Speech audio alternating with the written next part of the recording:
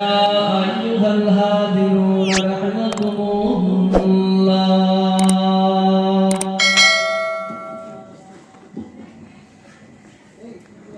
قال الله تعالى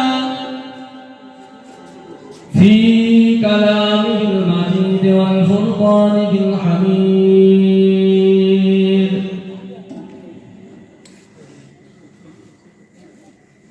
إن الساعة آتية آكد أخفها لتجزى كل نفس بما تسعى. وقال النبي صلى الله عليه وسلم: إن من أشرف الساعة أن يرفع العلم ويكسر الزهد ويكسر الزينة ويكسر الشرب الخمر ويقل الرجل ويكسر النساء.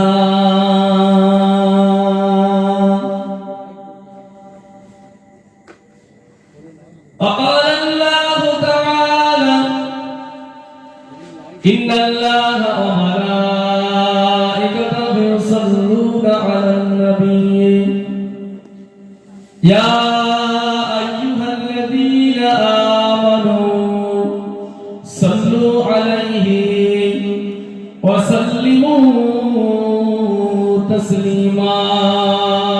اللهم صل على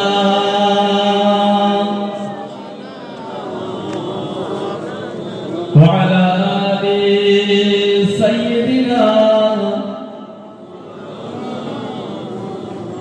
पैगंबरों का रोज़ा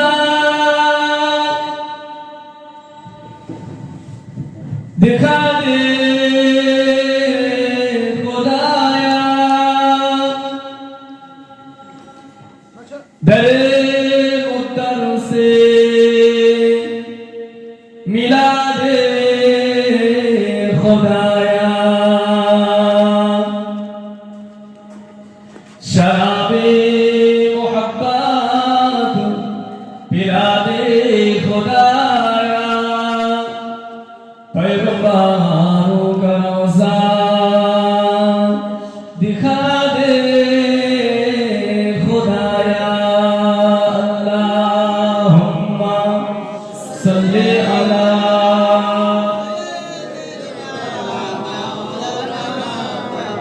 وعلى آله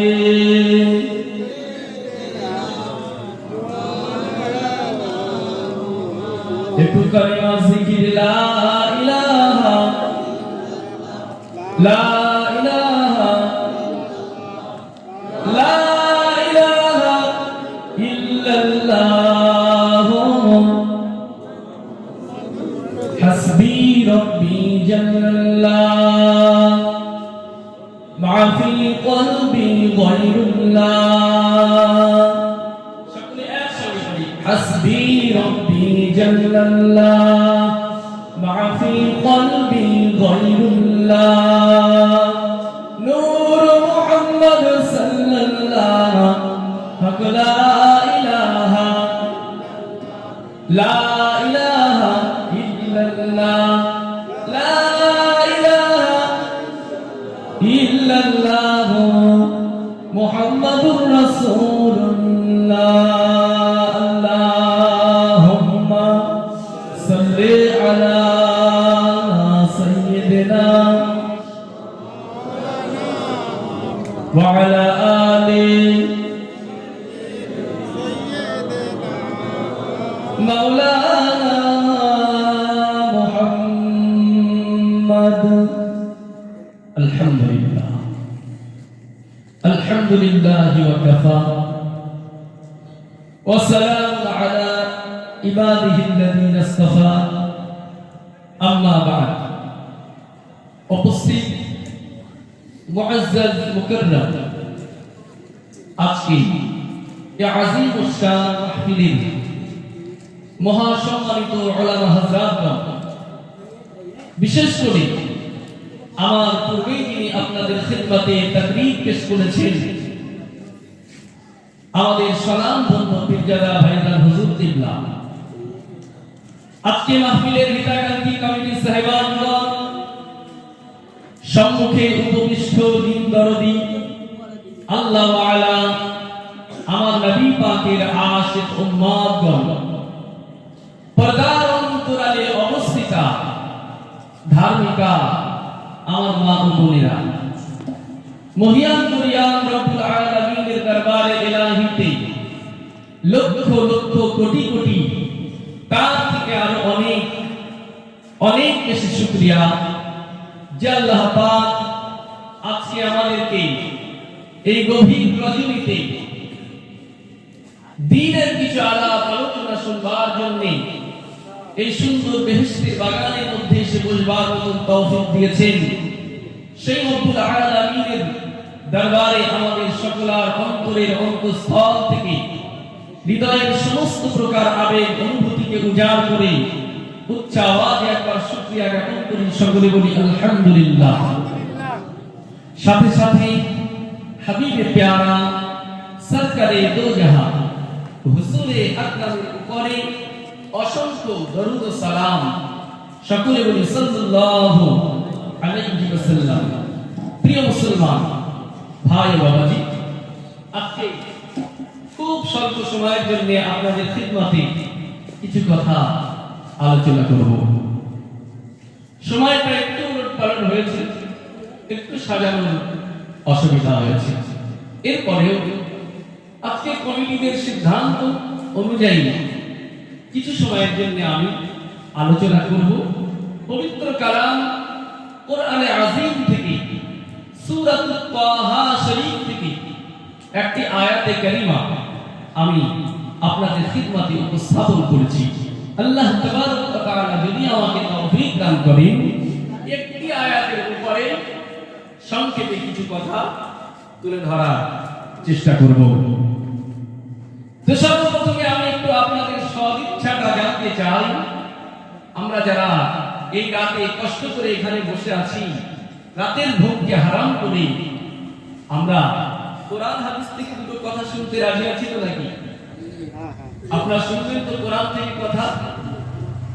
হ্যাঁ, কোরআন থেকেই কথা শুনতে হবে, কারণ কোরআন হাদিসের বাইরের কোনো আলোচনায় কোনো নাই।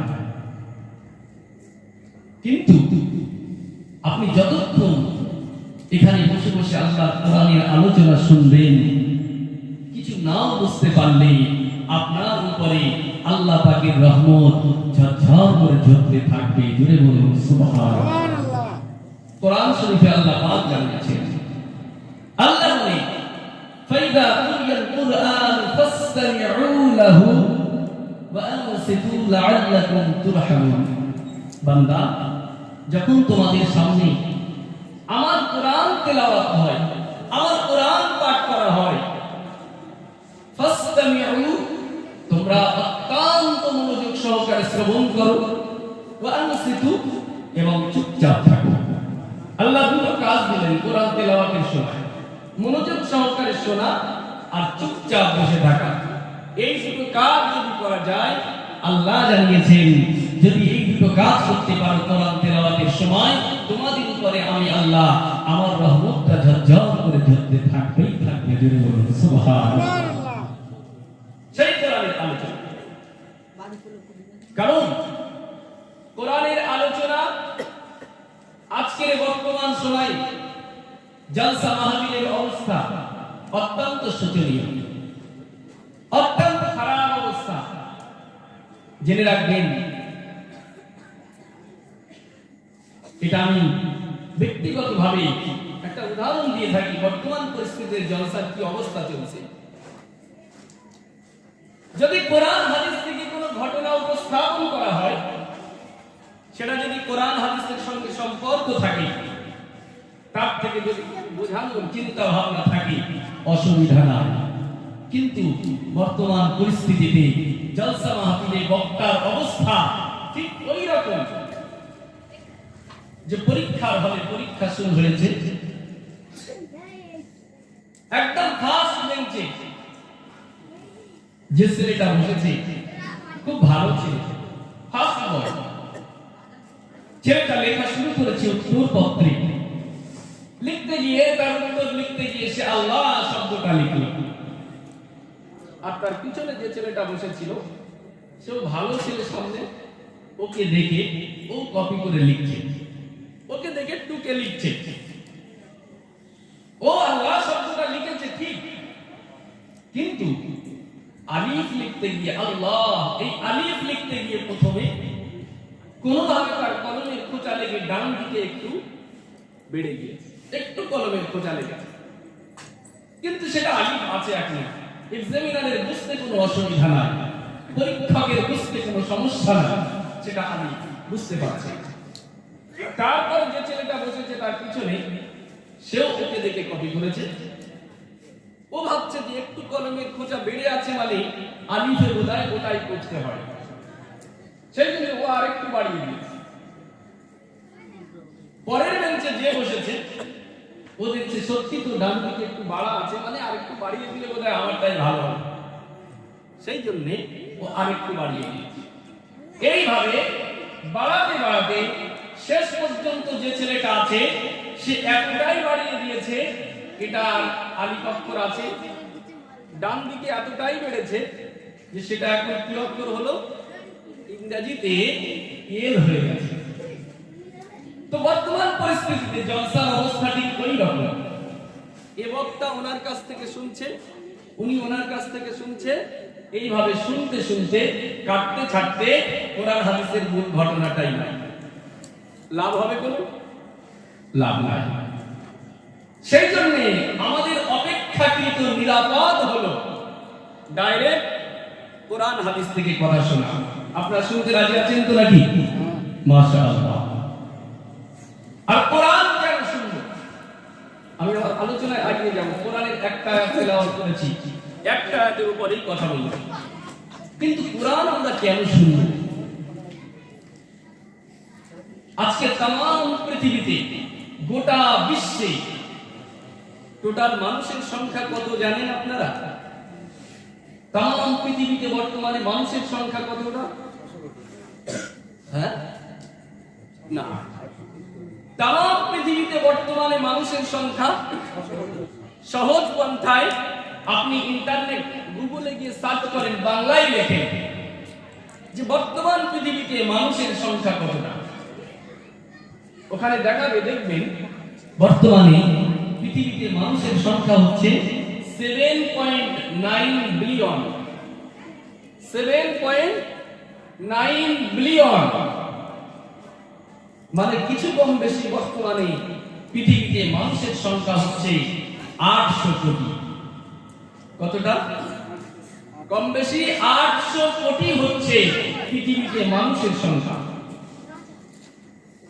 এরপরে আপনি আবার সার্চ করুন যে আজকে গোটা বিশ্বে 800 কোটি মানুষ, গোটা বিশ্বে আজকে মুসলমানের সংখ্যা কতটা, মুসলমান কতটা আছে, সেখানে দেখতে পাবেন পৃথিবীতে মুসলমানের সংখ্যা দেখাবে 1.9 বিলিয়ন,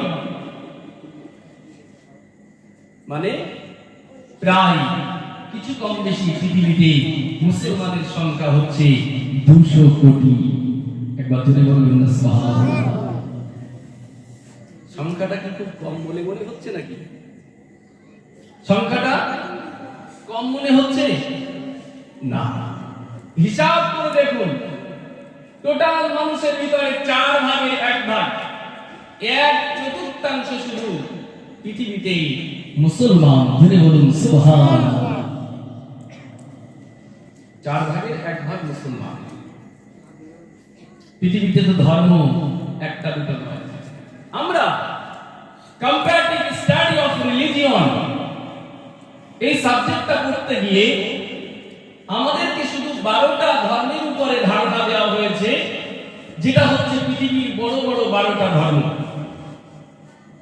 এই বড় বড় 12টা ধর্ম ছাড়া আরো পৃথিবীতে ছোট ছোট শত শত হাজার হাজার ধর্ম আছে। এই এত শত ধর্মের ভিতর থেকে মুসলমানের সংখ্যা হচ্ছে পৃথিবীতে 200 কোটি, 4 ভাগের 1 ভাগ। 4 ভাগের 1 ভাগ মুসলমান। কিসের খাতিরে? কেন আজকে পৃথিবীতে এত মুসলমান? এই প্রশ্নের জবাবটা দেব আমি কোরআনের আলোচনায় করব। কেন আমরা কোরআন শুনব? পৃথিবীতে আজকে কেন এত মুসলমান?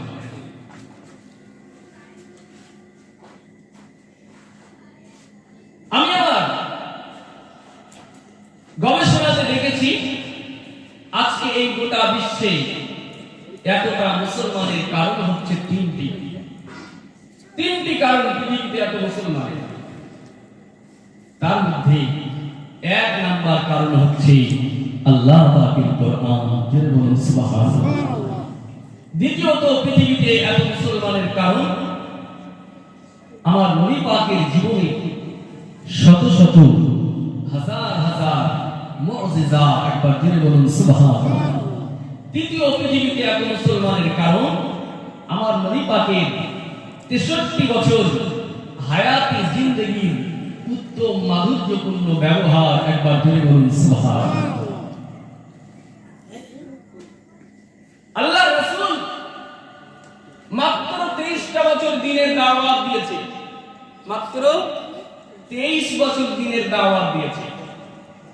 মক্কা শরীফের 13 বছর, এই 13 বছর নিরাপদে শান্তির সঙ্গে মক্কাতে কাটাতে পারেনি, তেমন কিছু লাভ করতে পারেনি মাক্কি জিন্দেগিতে। মাদানী জিন্দেগি 10 বছর মক্কার মানুষরা রাসূলুল্লাহকে অত্যাচার করে মদিনা শরীফে পাঠিয়ে দিয়েছে। রাসূলুল্লাহ হিজরত করে মদিনাতে চলে গেলেন। তারপরেও মদিনা শরীফে গিয়েও কি রাসূলুল্লাহ শান্তিতে থাকতে পেরেছে? না। তারিখ সাক্ষী দিয়েছে, হাদিস সাক্ষী দিয়েছে, আল্লাহ রাসূলের মাদানী জিন্দেগিতে 10 বছরে প্রায় 17টা থেকে 19টা বড় বড় যুদ্ধ করতে হয়েছে। 10 বছরে 19টা যুদ্ধ করতে হয়েছে। তার মানে শান্তির সঙ্গে থাকতে পেরেছে? পারেনি। সেই রাসূলুল্লাহ এই 23 বছর দ্বীনের দাওয়াত দিয়েছে কষ্টের সঙ্গে। আজকে 1500 বছর পরে তার ফলস্বরূপ আমার রাসূলুল্লাহ রক্তধারা ইসলামের অনুসারী মুসলমানের সংখ্যা আছে পৃথিবীতে 200 কোটি। কারণ কি? 1 নাম্বার কারণ কি বলেছি আমি? কোরআন। কোরআন এটা আমার ব্যক্তিগত কথা, মন গড়া কথা না। আল্লাহ রাসূল বলেছেন পৃথিবীতে কেন এত মুসলমান? রাসূলুল্লাহ জবাব দিয়েছেন। সহিহ বুখারী শরীফ ফাজাইলে কোরআনের ভিতরে এসেছে, আল্লাহ রাসূল বলেছেন আমার আপনার নবী, নূর নবী, দয়ার নবী, রাহমাতুল লিল আলামিন, হাবিবুল্লাহ জনাবে মুহাম্মদুর রাসূলুল্লাহ সাল্লাল্লাহু আলাইহি ওয়াসাল্লাম নবী আমার নূরের জামানে মুবারক বর্ণনা করেন মা মিনাল আমবিয়া নবিয়্যুন ইল্লা মা মিসলুহু আমানা আলাইহিল বাশার ওয়া ইন্নামা কানা আল্লাযী উতিতু ইহয়া আওহাহু আল্লাহু ইলাইয়া ফারজু আনা আকুনা আকসার তাবিঈন ইয়াউমাল কিয়ামাহ। আল্লাহ নবী জানান আল্লাহ তাআলা যুগে যুগে আদম থেকে ঈসা পর্যন্ত, আদম থেকে ঈসা পর্যন্ত 1 লক্ষের অধিক নবী রাসূল পয়গম্বর পাঠিয়েছেন। আল্লাহ পাক সমস্ত নবী রাসূলকে যুগ উপযোগী এক একটা করে মুজিজা দিয়েছেন। সব নবীকে আল্লাহ যেমন যুগে যেমন মুজিজা দরকার তেমন মুজিজা দিয়েছে। আল্লাহ নবী বলেন ওই নবীদের মুজিজা দেখে নবীদের যুগের মানুষেরা নবীদের প্রতি ঈমান এনেছিলেন। পাক নবী সুলাইমানকে মুজিজা দিয়েছেন, আল্লাহ পাক নবী দাউদকে মুজিজা দিয়েছেন, আল্লাহ পাক নবী ইউসুফকে মুজিজা দিয়েছেন, আল্লাহ পাক নবী ইয়াকুবকে মুজিজা দিয়েছেন, নবী ইব্রাহিম ইসমাঈলকে মুজিজা দিয়েছেন, আল্লাহ পাক হযরত নবী মূসাকে মুজিজা দিয়েছেন, আল্লাহ পাক হযরত নবী ঈসাকে মুজিজা দিয়েছেন। সব নবীকে মুজিজা দিয়েছেন আল্লাহ। রাসূল বলেছেন ওই নবীদের মুজিজা দেখেছে আর ওই যুগের মানুষেরা নবীদের প্রতি ঈমান এনেছে। যেমন মুসা নবীকে আল্লাহ মুজিজা দেননি, কটা মুজিজা দিয়েছিলেন মুসা নবীকে আল্লাহ? কোরআন সাক্ষী দিয়েছে নবী মুসাকে আল্লাহ 9টা মুজিজা দিয়েছিলেন। আল্লাহ পাক নবী মুসাকে 9টা মুজিজা দিয়েছিলেন। ওই 9টা মুজিজার ভিতরে সবথেকে সেরা মুজিজা কি? মুসা নবীর শ্রেষ্ঠ মুজিজা কি? লাঠি। হযরত নবী মুসাকে আল্লাহ পাক এমন পাওয়ারফুল মুজিজা দিয়েছিলেন, নবী মুসা লাঠিটা এত পাওয়ারফুল মুজিজা ছিল, নবী মুসা যদি ওই লাঠিটাকে জমিনে রাখতেন, লাঠিটা জমিনে রাখার সাথে সাথে আল্লাহর হুকুমে ওই লাঠিটা বিষধর সাপে পরিণত হতেন। জয় বলুন সুবহানাল্লাহ। আবার নবী মুসা যদি ওই সাপের গায়ে একবার তার হাতটাকে স্পর্শ করতেন, সঙ্গে সঙ্গে ওই বিষধর সাপটা আবারও লাঠিতে পরিণত হয়ে যেতেন। বলুন সুবহানাল্লাহ। মুসা নবীর মুজিজাটা কি ছোট? বড় মুজিজা না? লাঠি ধরলে সাপ, রাখলে সাপ, আর ধরলে লাঠি। ও আমার নবী ঈসাকে আল্লাহ মুজিজা দিয়েছিলেন, নবী ঈসাকে আল্লাহ পাক এমন পাওয়ারফুল মুজিজা দিয়েছিলেন। ঈসা নবী যদি একবার কোন কুষ্ঠ, একবার কোন মৃত ব্যক্তিকে ডাক দিতেন, কুম বিইজনিল্লাহ, ওয়াল্লাহ বান্দা আল্লাহর হুকুমে জীবিত হয়ে যাও। ঈসা নবী মৃত ব্যক্তিকে ডাক দেওয়ার সাথে সাথে ওই মৃত ব্যক্তিটা আল্লাহর হুকুমে জীবিত হয়ে যেতেন। ঈসা নবীর মুজিজা ছোট না বড়? বড় না? আল্লাহ পাক ঈসা নবীকে এমন পাওয়ারফুল মুজিজা দিয়েছিলেন, ঈসা নবী যদি কোন কুষ্ঠ রোগীর গায়ে ঘা পাচড়াওয়ালা কোন লোকের গায়ে তার হাতটাকে একবার ঘুরিয়ে দিতেন, হযরত ঈসা নবী হাতের স্পর্শের সাথে সাথে ওই কুষ্ঠ রোগীটি আল্লাহর হুকুমে সুস্থ হয়ে যেতেন। বলুন সুবহানাল্লাহ। তাহলে মুজিজাগুলো বড় বড় মুজিজা না? মুসা নবী লাঠি, আর জমিনে রাখলে সাপ, হাতে ধরলে লাঠি। ঈসা নবী মৃত ব্যক্তিকে ডাকলে জিন্দা হয়, কুষ্ঠ রোগীর গায়ে হাত দিলে সুস্থ হয়। এইভাবে সব নবীকে আল্লাহ মুজিজা দিয়েছে, আর এই মুজিজা দেখেছে ওই যুগের মানুষেরা নবীদের প্রতি ঈমান এনেছে।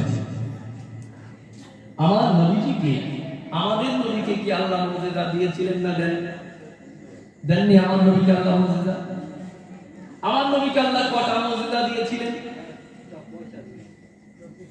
কটা? ও আমার মুসা নবীকে আল্লাহ 9টা মুজিজা দিয়েছেন, 9 আয়াত। ঈসা নবীকে আল্লাহ কয়েকটা মুজিজা দিয়েছেন। আমার আপনার নবীকে আল্লাহ পাক মুসা নবীর মতো 9টা মুজিজা নয়, ঈসা নবীর মতো কয়েকটি মুজিজা নয়, অন্যান্য নবীদের মতো একটা মুজিজা নয়, আমার আপনার নবীকে তারিখ সাজিয়ে দিয়েছেন। আমার আল্লাহ পাক আমার নবীর 63 বছর হায়াতি জিন্দেগিতে কিছু কম বেশি 4500 মুজিজা দিয়েছিলেন।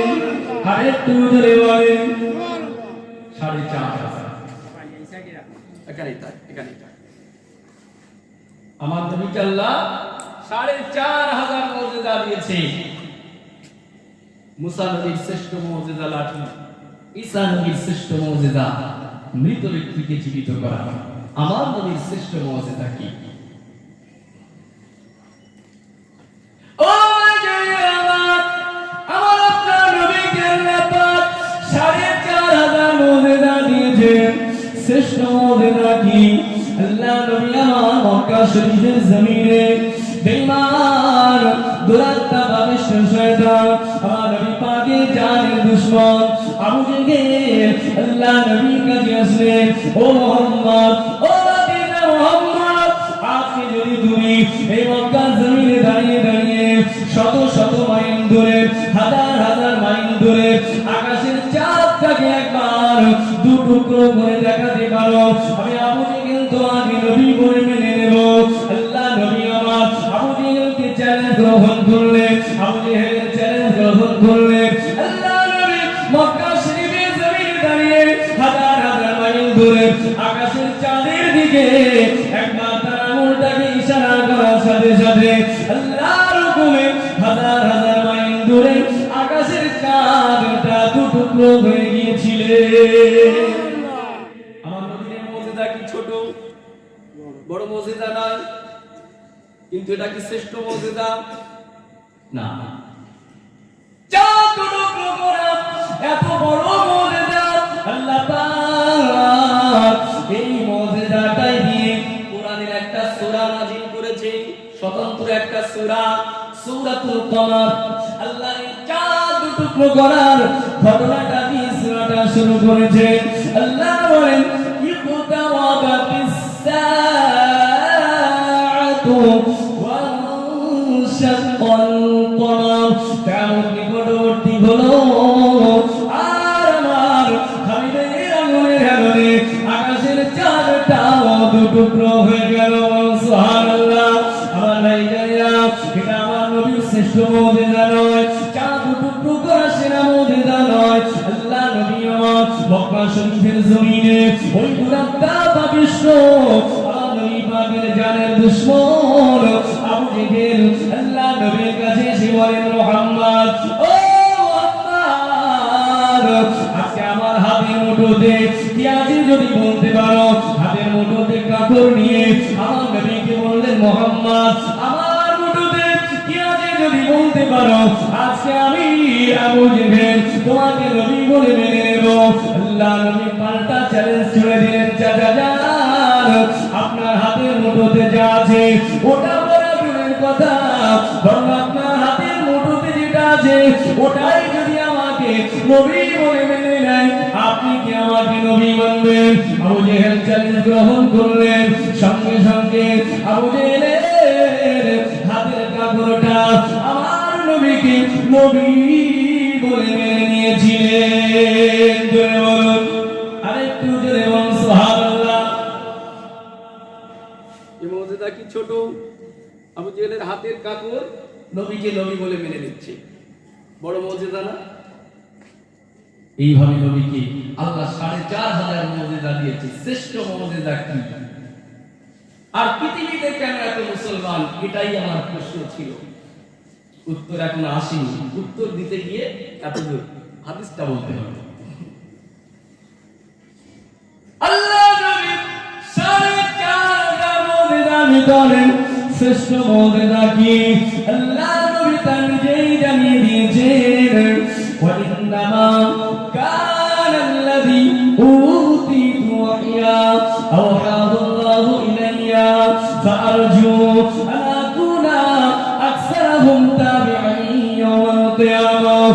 আল্লাহ নবী বলেন, আমি মুহাম্মদ সাল্লাল্লাহু আমার শ্রেষ্ঠ মর্যাদা চাঁদ দু টুকরো নয়, আবু জেহেলের হাতের কাপড়টা কথা বলা নয়, বরং আমার শ্রেষ্ঠ মর্যাদা হলো ৩০টা বছর ধরে আল্লাহর পক্ষ থেকে ধীরে ধীরে ধীরে ধীরে ওহীর মাধ্যমে জিবরাইল মারফত যে ৩০ পারা কোরআন নাযিল হয়েছে, এই ৩০ পারা কোরআন হলো আমি মুহাম্মদ সাল্লাল্লাহু আমার জীবনের সবথেকে বড় মর্যাদা। সুবহানাল্লাহ। নবীর জীবনের শ্রেষ্ঠ মর্যাদা কি? কোরআন। আপনাদের অসুবিধা হচ্ছে নাকি? না না, আপনারা শুনছেন তো নাকি? তাহলে নবীর জীবনের শ্রেষ্ঠ মর্যাদা কোরআন। আর রাসূলুল্লাহ বলেছেন পৃথিবীতে কেন এত মুসলমান? জবাব নবী দিচ্ছে।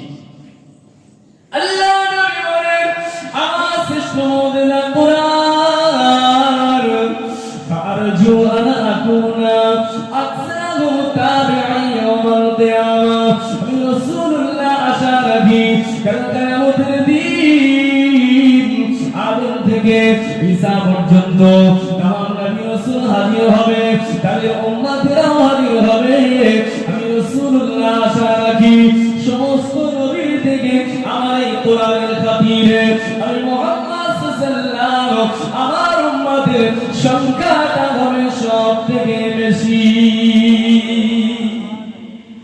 রাসূলুল্লাহ বলেছেন কোরআনের খাতিরে কিয়ামতের দিনে আমার উম্মত হবে বেশি। অতএব হাদিস প্রমাণ দিচ্ছে মুসলমান এত বেশি হওয়ার কারণই হচ্ছে কোরআন। একবার মুহাম্মাদুর রাসূলুল্লাহ আল্লাহুম্মা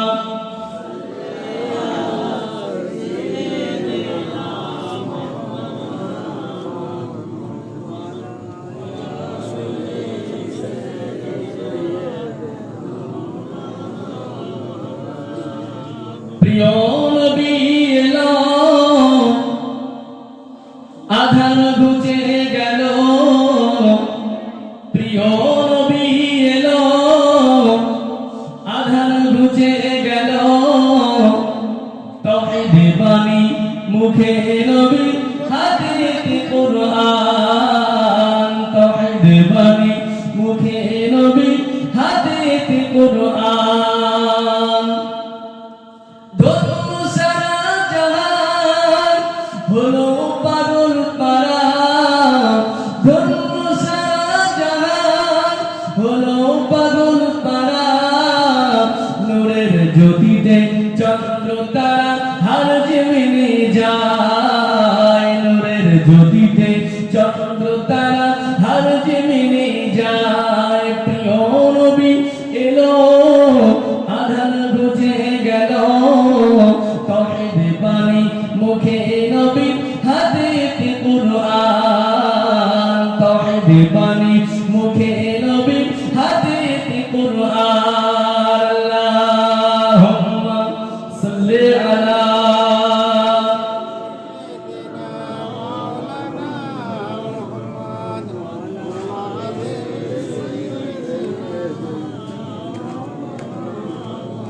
আল্লাহুম্মা সাল্লি আলা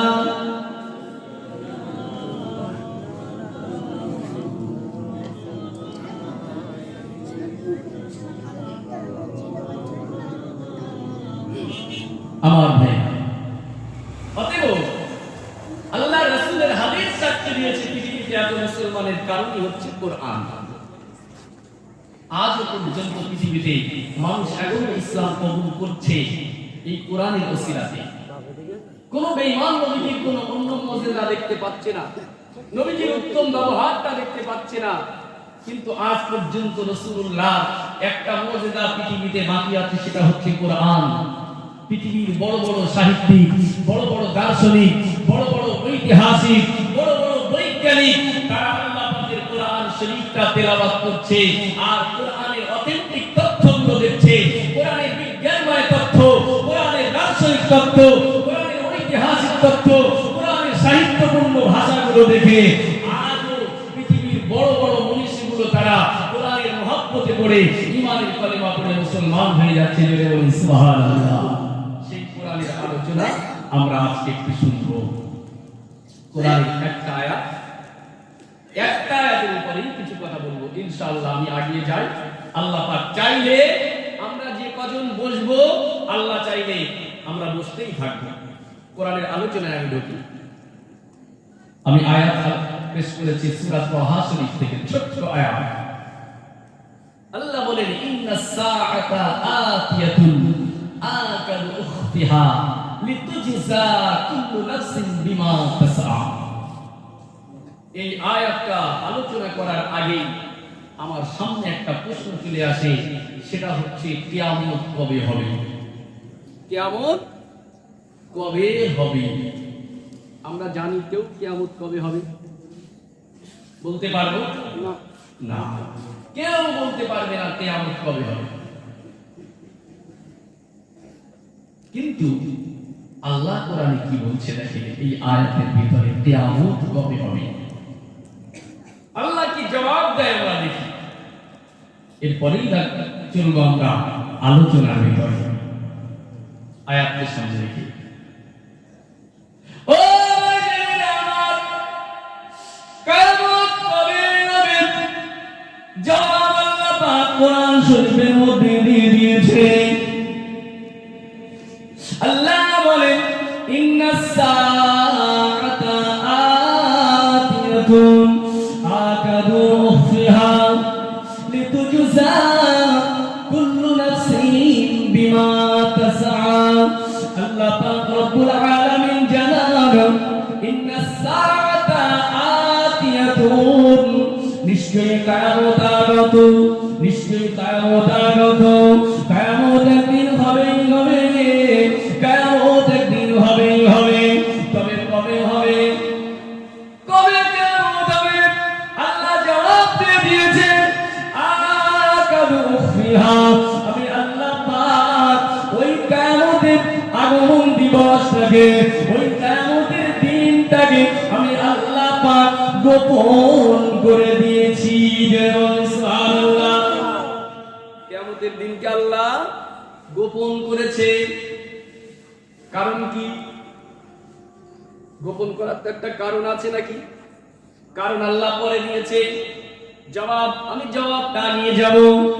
তবে কিয়ামতের দিনটা যে গোপন, আল্লাহ পাক কোরআন শরীফের অন্য আয়াতের ভিতরে জানান। আল্লাহ জানান পৃথিবীতে পাঁচটা বিষয় আছে, পাঁচটা বিষয়ের জ্ঞান পৃথিবীর কেউ জানেন না, আমি আল্লাহ ছাড়া আর কেউ জানে না।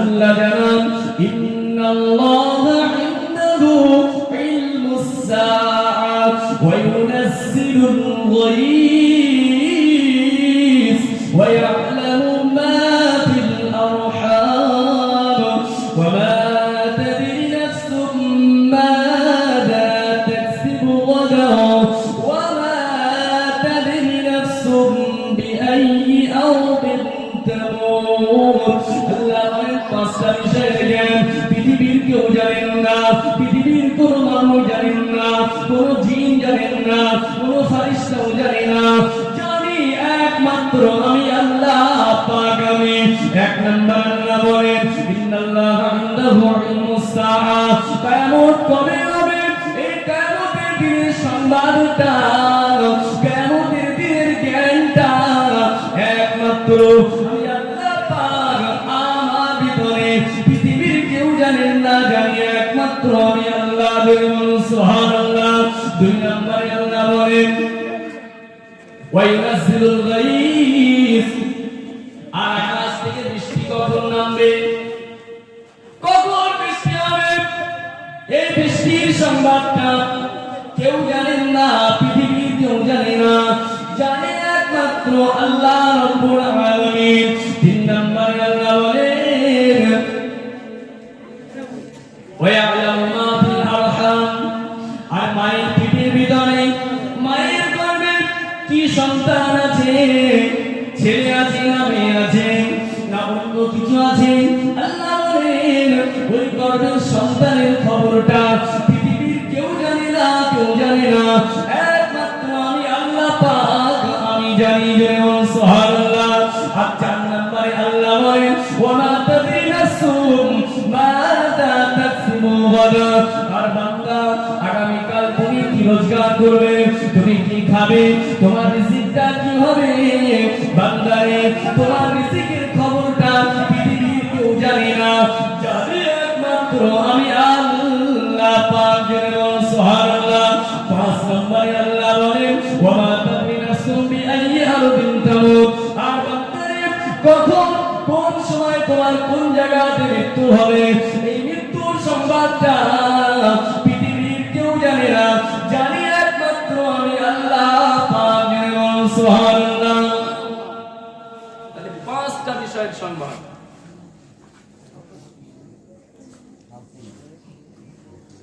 একেবারে ঠিক মিডিলে চার ব্যবস্থা হলো।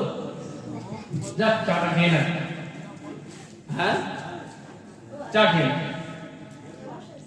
তাহলে পাঁচটা বিষয়ের জ্ঞান আল্লাহ ছাড়া আর কারো নাই, একমাত্র আল্লাহ আছে। তার মধ্যে এক নাম্বার কি? কিয়ামত কবে হবে, কিয়ামত কবে হবে এই জ্ঞান আল্লাহ ছাড়া আর কারো নাই। আমাদের রাসূল কি জানতেন কিয়ামত কবে হবে? আমাদের নবীও কি জানতেন কিয়ামত কবে হবে? না, হাদিস সাক্ষী দিয়েছে রাসূলুল্লাহ জানতেন না কিয়ামত কবে হবে। রাসূলুল্লাহকে আল্লাহ জানাননি কিয়ামতের দিনটা কবে হবে, হাদিস সাক্ষী দিয়েছে। সহিহ বুখারীর হাদিস, মুসলিম শরীফ কিতাবুল ঈমানের ভিতরে এসেছে, আল্লাহ নবী মদিনার মসজিদে নববী শরীফে সাহাবায়ে কেরামদেরকে নিয়ে বসে আছেন। আল্লাহ নবী আমার সাহাবায়ে কেরামদেরকে তালিম দেন, সাহাবায়ে কেরামদেরকে নিয়ে ওয়াজ করেন। এমন সময় হযরত জিবরাইল আলাইহিস সালাম, আল্লাহ পাকের সবথেকে বড় ফেরেশতা হযরত জিবরাইল আগন্তুকের বেশে আল্লাহর নবীর নূরের কদমে চলে আসলেন। আল্লাহ রাসূলের একেবারে সামনাসামনি এসে বসলেন।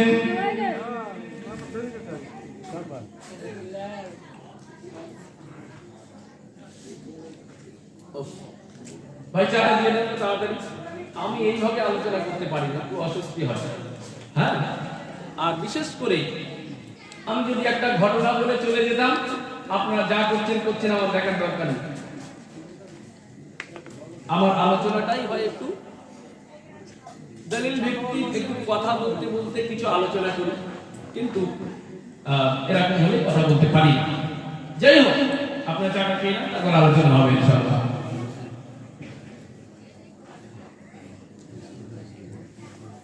রাত হয়েছে তো, রাতের বেলার আলোচনা একটু অসুবিধা হচ্ছে। যাই হোক, আলোচনা হবে ইনশাআল্লাহ, যতক্ষণ আল্লাহ পাক রাজি থাকে কথা বলি। দুরূদ শরীফ, আল্লাহুম্মা সাল্লি আলা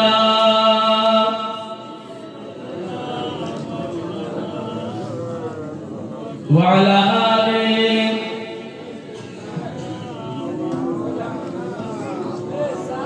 اللهم صل على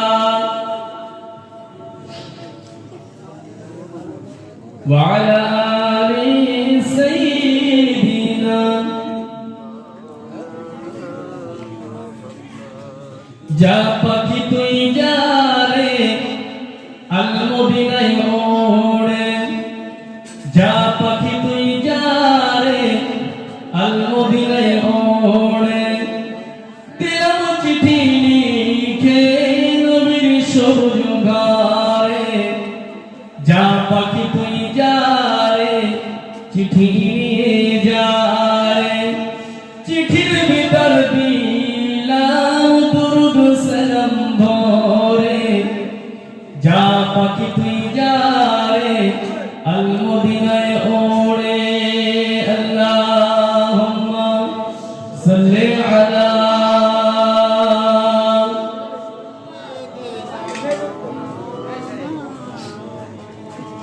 وعلى آل سيدنا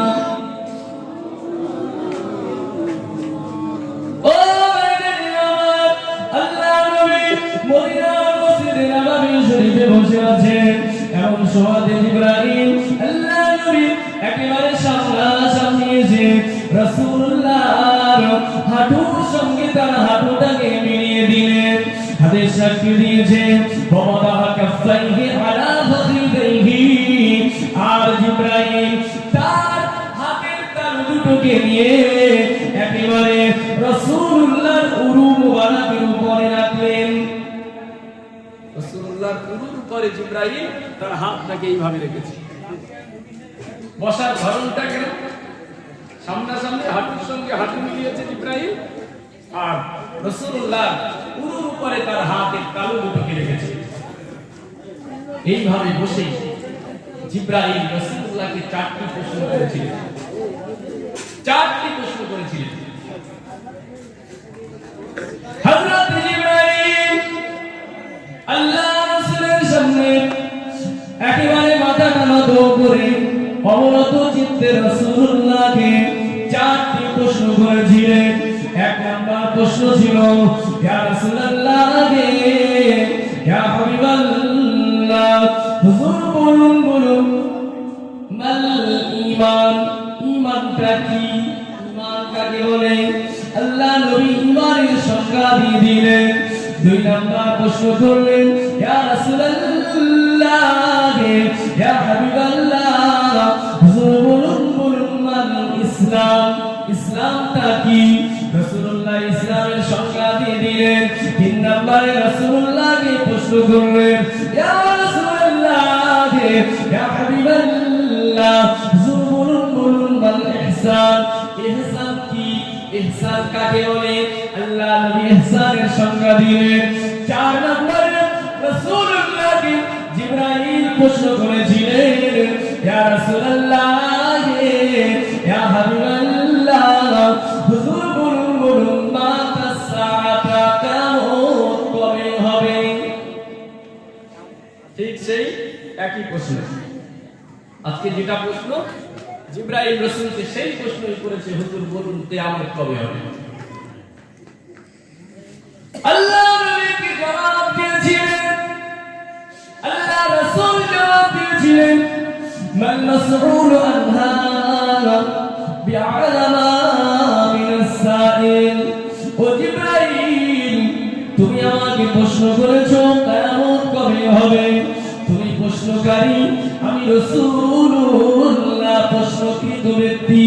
ও জিবরাইল, শোনো, তবে কিয়ামত কবে হবে এই সংবাদটা প্রশ্নকৃত ব্যক্তি প্রশ্নকারী অপেক্ষা বেশি জানেন না। অধিক জিবরাইল, তুমি যেমন জানো না কিয়ামত কবে হবে, আমি রাসূলুল্লাহ জানি না কিয়ামত কবে হবে। কোরআনের আয়াত কিয়ামত কবে হবে আল্লাহ ছাড়া কেউ জানে না, প্রমাণ। হাদিসেও প্রমাণ, রাসূল বললেন আমি কিয়ামত কবে হবে জানি না। কি জানে? আল্লাহ। আল্লাহ নবী যখন বললেন কিয়ামতের সংবাদ আমি জানি না, জিবরাইল আবার রাসূলুল্লাহকে ঘুরিয়ে প্রশ্ন করলেন, ইয়া রাসূলুল্লাহ, ইয়া হাবিবাল্লাহ, হুজুর বলুন কিয়ামত কবে হবে আপনি তো জানেন না, তবে ওই কিয়ামতের কিছু নিদর্শন, কিয়ামতের কিছু আলামত আমাকে একটু শোনান। কিয়ামতের আলামত আছে না নাই? কিয়ামতের নিদর্শন নাই? আছে। কিয়ামতের দিন গোপন, কিন্তু কিয়ামতের কিছু নিদর্শন আছে, যেগুলো যে নিদর্শনগুলো আসলে বুঝতে হবে যে কিয়ামত খুব নিকটে, কিয়ামত খুব কাছাকাছি। আল্লাহ নবীকে জিবরাইল ঠিক সেই কথা বললেন, হুজুর আপনি একটু কিয়ামতের কিছু নিদর্শন বলুন। ওই সময়তে নবী আমার জিবরাইলকে কিয়ামতের কিছু নিদর্শন বলেছিলেন। এইগুলো আমি একটু পরে বলবো, তবে অন্য একটা হাদিস দিয়ে আমি কিয়ামতের কিছু নিদর্শনের কথা বলবো, যে হাদিসটি সুনান আবি দাউদের ভিতরে এসেছে, মিশকাত শরীফ কিতাবুল সিদ্দির ভিতরে এসেছে। একটা হাদিসের ভিতরে আল্লাহ নবী কিয়ামতের 15টি আলামতের কথা উল্লেখ করেছেন। কটা? 15টা আলামত। একটা হাদিসে কিয়ামতের 15টা নিদর্শন আলোচনা করেছেন রাসূলুল্লাহ। আল্লাহ নবী আমার উম্মতেরা যখন এই 15টি খারাপ কাজে লিপ্ত হয়ে যাবে, এই 15টি নিন্দনীয় কাজে লিপ্ত হয়ে যাবে,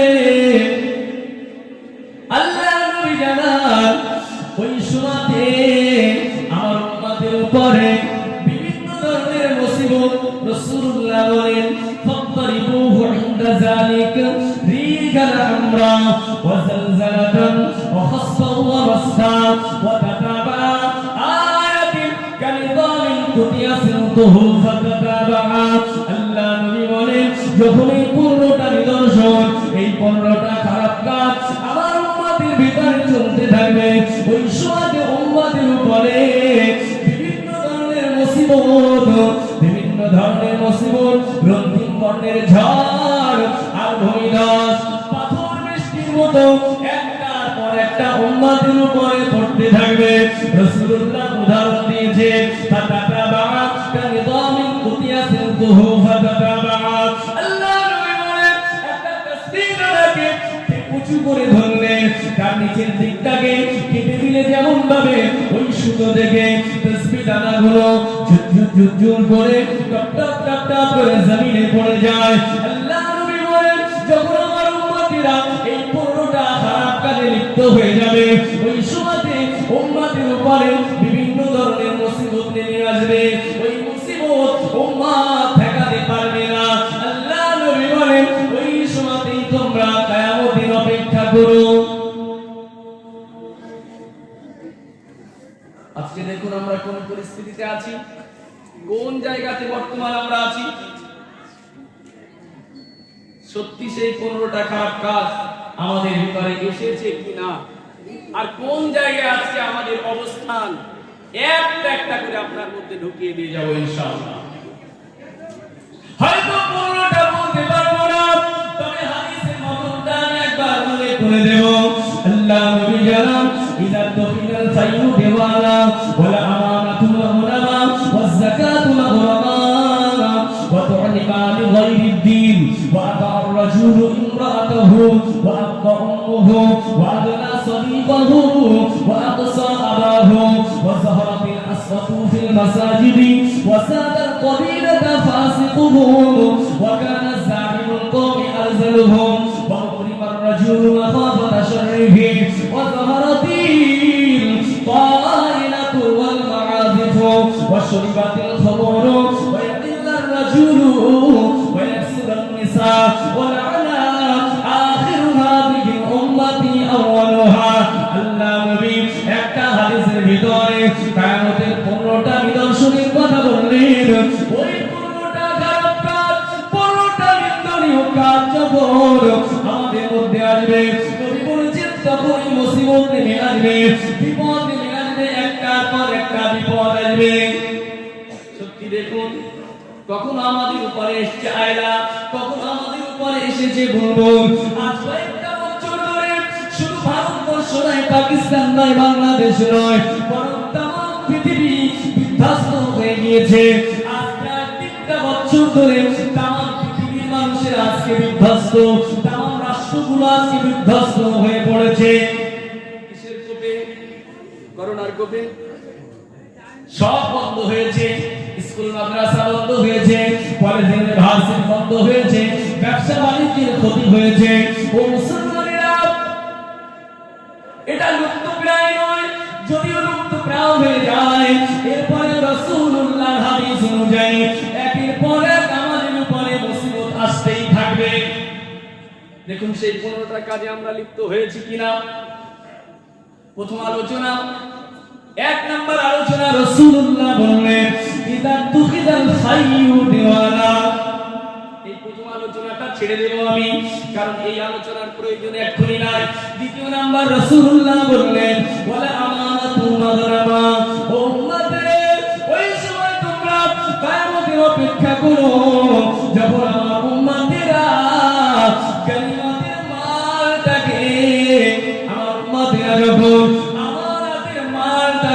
গনিমত মনে করবে আমানতের মালটাকে উম্মত যখন গনিমত মনে করবে বিষয়টা বুঝে আসেনি বুঝতে হবে আমানত কাকে বলে আর গনিমত কাকে বলে এই দুটো জিনিস আগে বুঝতে হবে তাহলেই বুঝতে পারবো যে আসলে রাসূলুল্লাহ কি বলতে চেয়েছেন আমানত হচ্ছে গচ্ছিত সম্পদ যেটা আমি আপনার কাছে রেখে দিয়েছি আপনার কাছে যেটা আমি রেখেছি ওটার কর্তব্য কি আমার যখন প্রয়োজন যখন আমি চাবো আমাকে তখন আপনাকে দিয়ে দিতে হবে এই মালটা হচ্ছে আমানত। আর গনিমত কাকে বলে? গনিমত হচ্ছে যুদ্ধলব্ধ সম্পদ। এটা তিনটে নামে এসেছে, একটা গনিমত, একটা ফাই, আর একটা হচ্ছে আনফাল। এই তিনটি একই জিনিস, একটু পার্থক্য। মূলত যুদ্ধলব্ধ সম্পদ, অর্থাৎ যুদ্ধক্ষেত্রে যদি বিপক্ষ পরাজয় বরণ করে, যদি হেরে যায়, বেঈমানি আর মুসলমানে যুদ্ধ হওয়ার পরে ধরুন বেঈমানরা হেরে গেল, তারা যে অর্থ সামান, উট ঘোড়া ছাগল দুম্বা, তারা যে সমস্ত তরবারি তীর ধনুক ফেলে রেখে পালাবে, এটার নাম, এইটা মুসলমানেরা গ্রহণ করতে পারে, তারা নিয়ে নিতে পারে। এটাই হচ্ছে ফাই বা আমানত। এই আপনার আনফাল অথবা গনিমত, যে কোনো একটা নাম রাসূলুল্লাহ এখানে গনিমত শব্দ দিয়ে ব্যবহার করেছেন।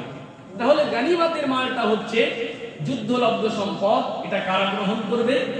যুদ্ধক্ষেত্রে যত মুজাহিদিনরা থাকবে তারা প্রত্যেকেই কার থেকে অংশ পাবে, ভাগ পাবে। তাহলে গনিমতের মাল নিজেদের মধ্যে ভাগ করে নিতে হয়, তাই তো? সকল মুজাহিদরা ভাগ করে নেবে। কিন্তু আমানতের মালটা কি নিজেদের মধ্যে ভাগ বাটোয়ারা করে নিতে পারবেন? ওটা যখন চাবে তখন ফেরত দিতে হবে। রাসূলুল্লাহ ঠিক এই কথাটা বলেন যে আমানতের মাল দেওয়ার কথা ফিরিয়ে, কিন্তু তারা করবে গনিমতের মতো, অর্থাৎ নিজেদের মধ্যে ভাগ করে নেবে। সত্যি কি এটা এখন হয়েছে বলে মনে হচ্ছে?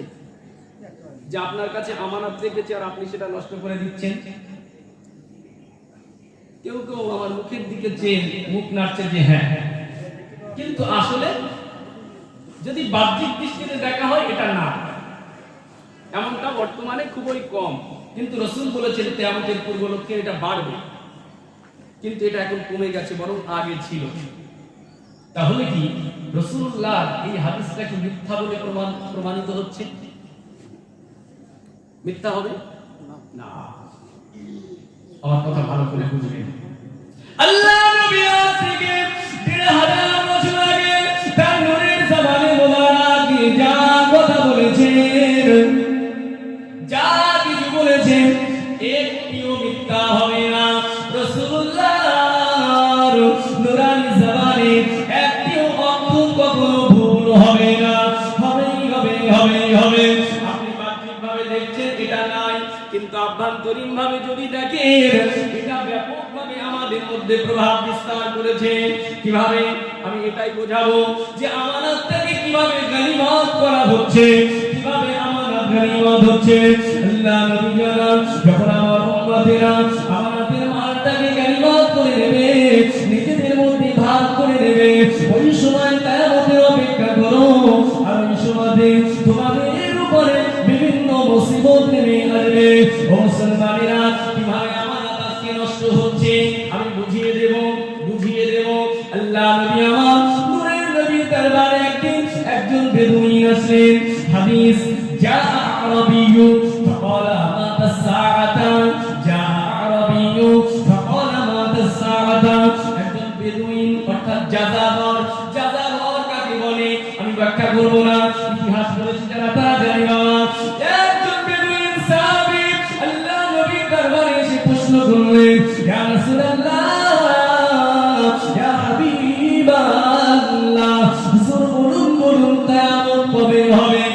একই প্রশ্ন, সেই যে প্রশ্ন এখনো সেই প্রশ্ন। সাহাবী এসে আল্লাহ নবীকে প্রশ্ন করলেন, ইয়া রাসূলুল্লাহ, ইয়া হাবিবাল্লাহ, হুজুর কিয়ামত কবে হবে? আল্লাহ নবী কি জবাব দিয়েছিলেন? রাসূলুল্লাহ জবাব দিলেন, ইদা দুরিয়াতিল আমানাতু ফাউতাদিরিস সাআতা।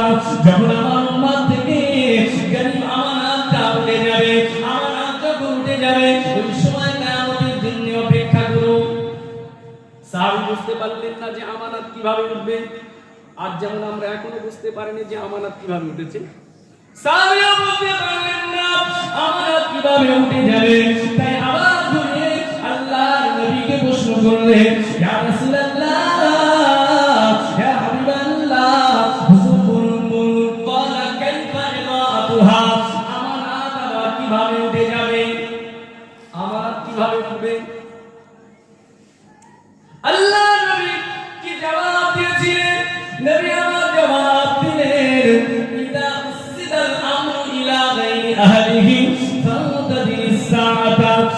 আল্লাহ নবী বলেন ওই সময় আমানত উঠে যাবে, ওই সময় আমার উম্মত থেকে আমানত উঠে যাবে। যখন আমার উম্মতের যোগ্য পদগুলো প্রত্যেকটা যোগ্য পদে, প্রত্যেকটা যোগ্য চেয়ারে, যোগ্য পদে, যোগ্য চেয়ারে যখন অযোগ্য ব্যক্তিগুলো বসে যাবে, অযোগ্য ব্যক্তির যখন স্থান হয়ে যাবে, আল্লাহ নবী জানান ওই সময় আমার উম্মত থেকে আমানত উঠে যাবে। আমানত তাহলে কখন উঠবে বললেন রাসূল? যখন যোগ্য চেয়ারে, যোগ্য পদে অযোগ্যরা বসবে। একটু একটু বুঝে এসছে না? এখনো বুঝে আসে, আরো পরিষ্কার করে নেবেন। বসেন। আমানত কিভাবে উঠে যাচ্ছে দেখেন। রাসূল বলেছেন যখন যোগ্য পদে অযোগ্য বসবে তখন আমানত উঠে যাবে। আল্লাহ নবী কত বড় দার্শনিক নবী ছিলেন, আল্লাহ নবী আমার কত বড় ফিলোসফার নবী আমার ছিলেন। নবী আমার আজ থেকে ১৫০০ বছর আগে জানিয়েছেন যখন যোগ্য চেয়ারে অযোগ্য ব্যক্তিগুলো বসবে তখন আমানত উঠে যাবে। আজকে পৃথিবীর দিকে তাকিয়ে দেখুন, সমস্ত চেয়ারগুলোতে তাকিয়ে দেখুন, প্রত্যেক যোগ্য পদগুলোতে তাকিয়ে দেখুন, প্রত্যেক যোগ্য পদে যোগ্য চেয়ারে আজকে অযোগ্যরা বসেছে কিনা? কি মসজিদের ইমামতিতে, কি মাদ্রাসার শিক্ষকতাতে, কি আজকে নবীর মিম্বারে, বক্তার আসনে, কি আজকে রাজনৈতিক নেতাদের দিকে, প্রত্যেকটা পদে তাকিয়ে দেখুন অযোগ্য ব্যক্তিত্বের স্থান চলে এসেছে। মসজিদের ইমামতির দিকে তাকিয়ে দেখুন, মসজিদের ইমামের কাছে আমানত আমাদের আছে না নাই? মসজিদের ইমামের কাছে আমানত নাই। আর কি আমানত রেখেছি আমরা? ইমামের কাছে আমার কি আমানত আছে? কি রেখেছি তার কাছে? ও মসজিদের ইমামের কাছে আমাদের আমানত হলো মুসাল্লিদের নামাজ। এটাই আমানত। ইমাম সাহেব সুন্দর কিরাতে, সহিহ কিরাতে লেহানে জলি করবে না, লেহানে খাফি করবে না, ছোট ভুল করবে না, বড় ভুল করবে না। ইমাম সাহেব শুদ্ধ কিরাতে নামাজটা আদায় করে দেবে। এটাই হলো ইমামের কাছে আমানত। ইমাম সাহেব মসজিদের মেম্বারে দাঁড়িয়ে দাঁড়িয়ে, মসজিদের মেম্বারে দাঁড়িয়ে দাঁড়িয়ে যোগ্য কথা বলবে, কোরআন হাদিসের কথা বলবে। ইমাম সাহেব মসজিদের মেম্বারে দাঁড়িয়ে নামাজের মাসলা মাসাইল শেখাবে। কিন্তু আজকে তাকিয়ে দেখুন অধিকাংশ মসজিদে আজকে যোগ্য ইমাম নাই, অযোগ্য ইমাম দাঁড়িয়ে গিয়েছে। কিছুদিন মাদ্রাসায় পড়েছে, কিছুদিন হিফজ পড়েছে, মনি সাহেব সেজে ঘোরে, কিছুদিন মাদ্রাসায় পড়েছে, মনি সাহেব সেজে ঘোরে।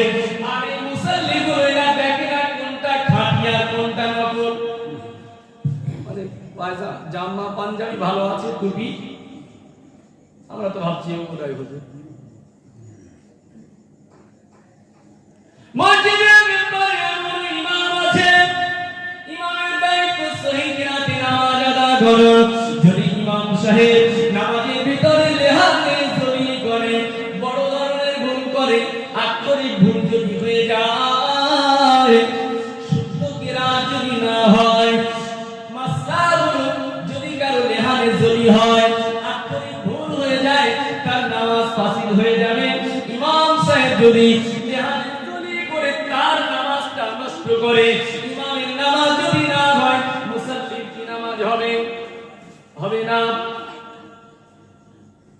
অসংখ্য ইমামকে দেখেছি বাবা, তাকে যদি বলা হয় নামাজের ফরজ কটা, ইমাম সাহেব বলে জানি না। এই মামলা চলবে তো? আমরা উঠছে না, আমাদের আমাদের নষ্ট হলো না। দায়ী কিন্তু ইমাম না, দায়ী মসজিদের ম্যানেজিং কমিটি, মসজিদের পরিচালক মন্ডলীরাই হচ্ছে দায়ী। গ্রামে সুন্দর করে মাদ্রাসা মসজিদ করলো, মসজিদে মার্বেল বসালো, মসজিদে লাইটিং করলো, মসজিদে সুন্দর কল বাথরুম হলো, মসজিদে এসি হলো। এত সুন্দর মসজিদ তৈরি হওয়ার পরে বলা হয়। আমাদের সমাজ হুজুরকে ডেকে বলে হুজুর, বক্তাকে ডেকে বলে হুজুর, একটা ইমাম সাহেব ডেকে দাও, একটা ইমাম সাহেব ডেকে দাও। তবে বড় সড়ো ইমাম নয়, কেমন যা হয় করে আমাদের নামাজটা যেন পড়িয়ে দিতে পারে। মাইনে দেব 3 কি 4, 3 অথবা 4000। ইমাম সাহেব ভালো হবে? 3-4 হাজারের ইমাম ভালো হবে না, ওই রকমই ইমাম হবে। আজকে নবীর মেম্বারের দিকে তাকিয়ে দেখুন, এই জায়গাতে বসার দায়িত্ব ছিল কার? কে এখানে বসে ওয়াজ করবে? বাবা, নবীর মেম্বারে যিনি ওয়াজ করবেন আমাদের দেখতে হবে কে বড় মুফতি, কে বড় মুহাদ্দিস, কে বড় মুফাসসির, বড় আলেম, তাকে ডেকে এখানে বসাতে হবে। কিন্তু না না না, এখানে তো আমানত নষ্ট হলো, এত টাকা খরচ হলো, সুন্দর প্যান্ডেল করলেন, এই গ্রামের ছেলেগুলো 1 মাস যাবত গ্রামে গ্রামে ঘুরে ঘুরে কালেকশন করলো, অথচ বক্তা কিন্তু আলেম থেকে আনলো না, মুফতি থেকে আনলো না, মুহাদ্দিস থেকে আনলো না, মুফাসসির থেকে আনলো না। বরং সে কি করলো? ইউটিউবটা খুঁজলো, বড় মুফতি দেখলো না, আলেম দেখলো না, মুহাদ্দিস দেখলো না, মুফাসসির দেখলো না, বরং সে ইউটিউব সার্চ করে দেখলো কোন বক্তার গলাতে সুর, কার গলাতে ভালো সুর আছে, এটাই দেখি আমরা। এখান থেকে আমরা উঠলো না, সব ক্ষেত্রে আমরা উঠে যাচ্ছে। আজকে স্কুলের শিক্ষকতার দিকে তাকিয়ে দেখুন,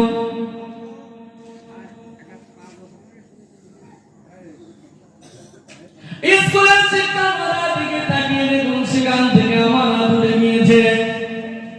একজন শিক্ষকের কাছে আমানত কি আছে? একজন শিক্ষকের কাছে আমানত হলো ছাত্রের শিক্ষা। শিক্ষক স্কুলে যাবে, সুন্দর করে পাঠটা পড়াবে, সুন্দর করে দাস দেবে, ছাত্র সেটা বুঝে নিয়ে ঘরে আসবে। কিন্তু কিভাবে আমানত নষ্ট হচ্ছে, কিভাবে সে তার ছাত্রের আমানত নষ্ট করছে। আপনি কয়েক বছর ধরে শিক্ষক নিয়োগ করছে বাবা, প্রাইমারি স্কুলের শিক্ষক নিয়োগ হয়েছে। হক কথাটা বলবো বাবা, নিজের চোখে দেখা এমন ছেলে আছে যা হয় করে মাধ্যমিক পাস, যা হয় করে উচ্চ মাধ্যমিক পাস, ঝুঁকে ঝুঁকে পাস। এই ছেলেটা 8 লক্ষ টাকা ঘুষ দিল, আসে প্রাইমারির শিক্ষক হলো। মুসলমান বলুন বলুন, এই ছেলেটা কি তার ছাত্রের আমানত রক্ষা করতে পারবে? না। এমন শিক্ষক একেবারে বাস্তব, নিজের চোখে দেখা বাবা। 10 বছর ধরে এসএসসি দিচ্ছে, চাকরি পায় না, চাকরি পায় না। 12 লক্ষ টাকা ঘুষ দিয়ে দিল, যাহাই করে বিএ পাস, যাহাই করে এমএ পাস। ছেলেটা 12 লক্ষ 14 লক্ষ টাকা দিয়ে দিল, হাই স্কুলের শিক্ষক হয়ে গেল। এই শিক্ষকটা কি তার ছাত্রের আমানত রক্ষা করতে পারবে? পারবে না। ও ভাইরা আমার, এইভাবে সব ক্ষেত্রে আমরা চলে গিয়েছে বাবা। এরপরে নবী জানালেন ওয়াজ যাকাতু মাগরামা, যখন আমার উম্মতিরা যাকাত দেওয়াকে জরিমানা মনে করবে, উম্মতের ওই সময় তোমরা কিয়ামতের জন্য অপেক্ষা করো। আর ওই সময় তোমাদের উপরে বিভিন্ন মুসিবত নেমে আসবে। যাকাত দেওয়াকে উম্মত জরিমানা মনে করবে। আজকে সত্যি আমরা জরিমানা মনে করেছি কিনা? সত্যি আমরা যাকাত দেওয়াকে জরিমানা মনে করেছি কিনা? একটা মানুষকে যাকাত দিতে গেলে কত টাকা থাকতে হয়? কত টাকার প্রয়োজন বলেন তো যাকাতের জন্য? 1 লাখ টাকার প্রয়োজন হয় না। যাকাত দেওয়ার জন্য যাকাতের দুটো মিকদার, 7.5 ভরি সোনা, 52.5 ভরি রূপা। এই দুটোর মধ্যে যে কোনো একটা যদি 52.5 ভরি রূপার মতো অর্থ আপনার কাছে থাকে, তার উপরে 1 বছর অতিবাহিত হয়ে যায়, আপনাকে যাকাত দেওয়া লাগবে। যাকাত ওয়াজিব হয়েছে আপনার উপরে। 52.5 ভরি রূপার দাম কত? 1 লাখ টাকা না।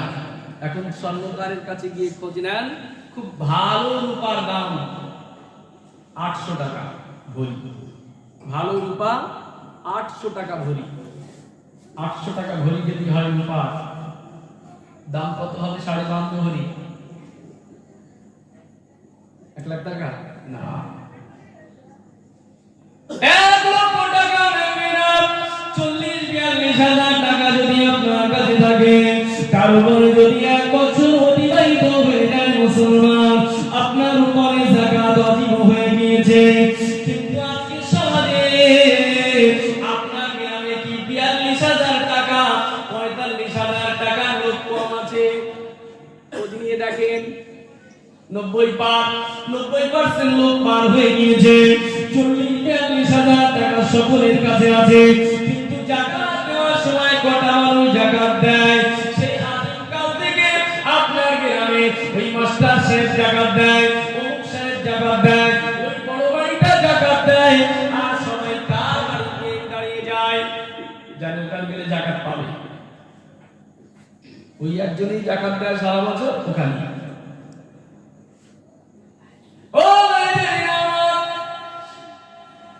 এই যাকাত এমন একটি ইবাদত, ইসলামের 5 স্তম্ভের মধ্যে একটি হলো যাকাত। যদি কেউ যাকাত না দেয়, আল্লাহ পাক তার ব্যাপারে কি কঠিন কথা জানিয়ে দিয়েছেন। আল্লাহ পাক সূরা তাওবার ভিতরে জানান, والذين يكنزون الذهب والفضة ولا ينفقونها في سبيل الله فبشرهم بعذاب أليم يوم يحمى عليها في نار جهنم فتقوى بها جباههم وجنوبهم وظهورهم هذا ما كنزتم لأنفسكم فذوقوا العذاب ما كنتم تكنزون। আল্লাহ পাক জানান, কাল কিয়ামতের দিন যার সোনা রূপা জমা করে রাখলো, সোনা রূপাকে কাজ করে রাখলো। আল্লাহ সোনা রূপার কথা বলেছে, টাকার কথা এখানে বলেনি।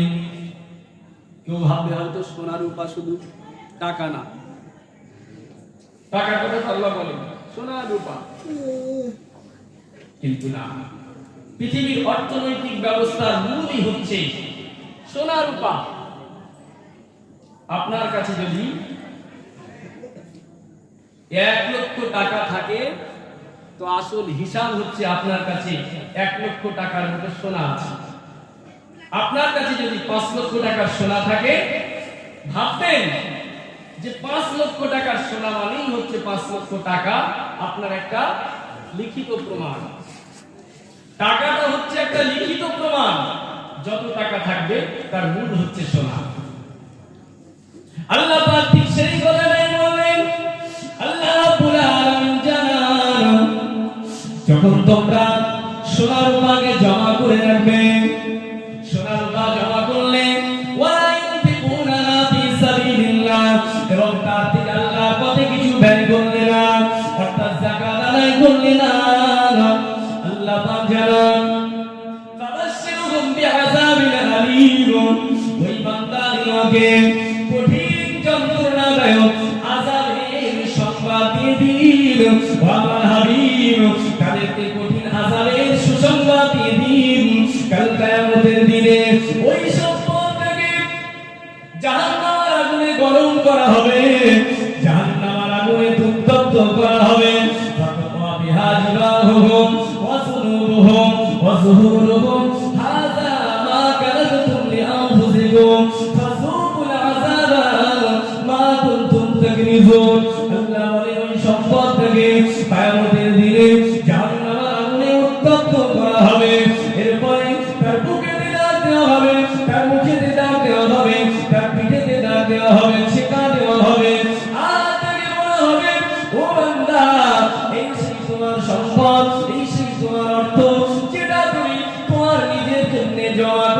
দিয়েছিলেন।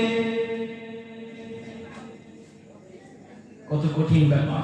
আযাবুল আলীম, যত আযাব আছে, আযাবুল শাদীদ, আযাবুল গালিজ, আযাবুল আলীম আর আযাবুল আলীম, এই যত আযাবের কথা কোরআনে এসেছে সব আযাবের থেকে সবথেকে কঠিন আযাব হচ্ছে আযাবুল আলীম, যন্ত্রণাদায়ক শাস্তি। আল্লাহ পাক যাকাত না দেওয়ালাকে ঠিক এই আযাবের কথা বললেন। ও এরপরে নবী বললেন ওয়াতুলিমা লিগাইরিদ্দিন, নবী কাউকে ছাড় দিলেন না। নবী এখন বলছেন ওয়া উম্মাত, যখন তোমাদের মধ্যে আলেমগুলো দ্বীন ব্যতীত দুনিয়ার জন্য ইলম অর্জন করবে, দ্বীনের জন্য নয়, যখন আমার বান্দা-বান্দী আমার নবীর উম্মতের আলেমগুলো যখন দ্বীন ছাড়া দুনিয়ার জন্য ইলম অর্জন করবে, দুনিয়া কামাই যার লক্ষ্য হবে, দুনিয়া কামাইয়ের লক্ষ্যে যখন আলেমরা ইলম অর্জন করবে, নবী বলেন ওই সময় তোমরা কিয়ামতের জন্য অপেক্ষা করো, আর ওই সময় তোমাদের উপরে বিভিন্ন মুসিবত নেমে আসবে। দরুদ শরীফ আল্লাহুম্মা সাল্লি আলা